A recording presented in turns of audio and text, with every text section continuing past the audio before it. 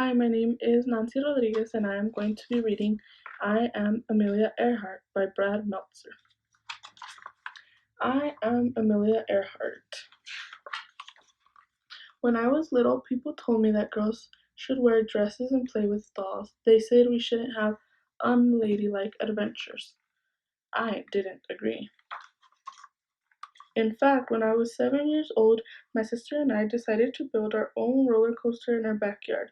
We placed 2 planks of wood up against the side of our tool shed. "Grandma's not gonna like this," said her sister. The cab was a wooden packing box with roller skate wheels attached to the bottom. We greased the wood with lard so we'd move super fast. "Amelia, are you sure this is a good idea?" said her brother. "This isn't a good idea. It's the best idea," she said. Of course, I got to ride first. This was my moment. Here we go. In 3, 2, 1.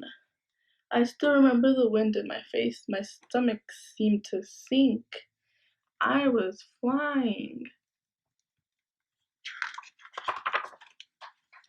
"Amelia Earhart, take it apart this instant," said her grandma. The crash was loud and noisy and messy. It certainly wasn't ladylike, but it was awesome, she said. It wasn't the last time I would fly. As I got older, I went to many air shows. When I was 23 years old, but still a kid at heart, my dad took me to meet Frank Hawks, a man who would eventually set many of his own flight records. For $10, Hawk agreed to take me on my very first flight. "You ready?" "I'm ready," she said. For 10 minutes, we flew through the sky and out over the Pacific Ocean. By the time I was 200 or 300 feet off the ground, I knew one thing: I had to fly.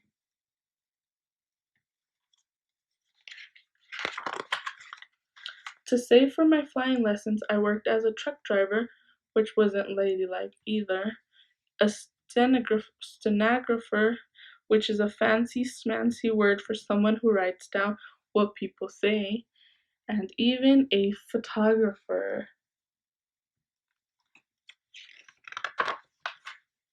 6 months after I learned to fly, I bought a bright yellow, used biplane that I named Canary. Canary is a cool name for a plane, right? This is my instructor, a woman named Netta Snooks.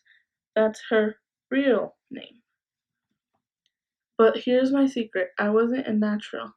I wasn't the best pilot. I just worked harder than anyone else.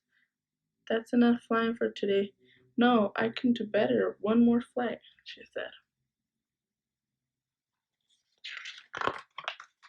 Most important, like that day on the roller coaster, I dared to do what so many said couldn't be done.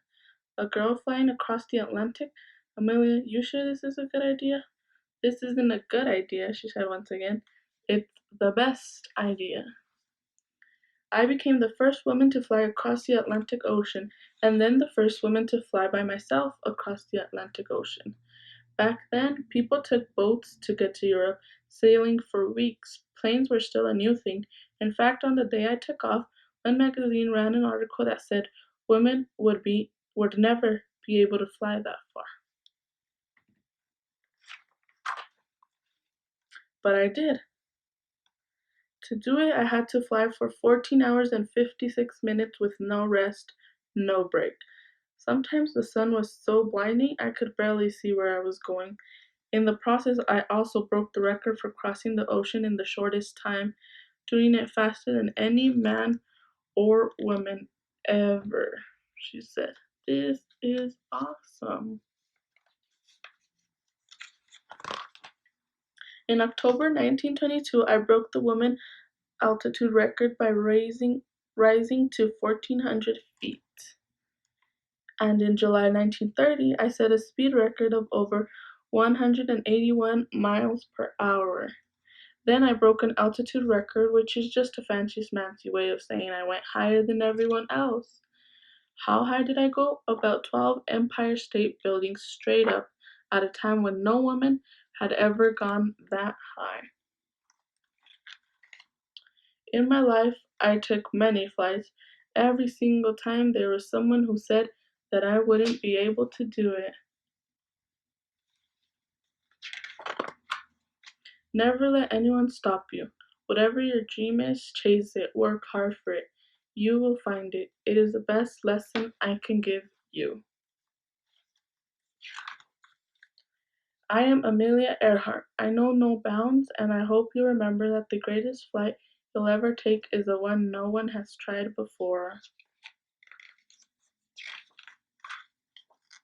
Never interrupt someone doing what you said couldn't be done, is one of her quotes.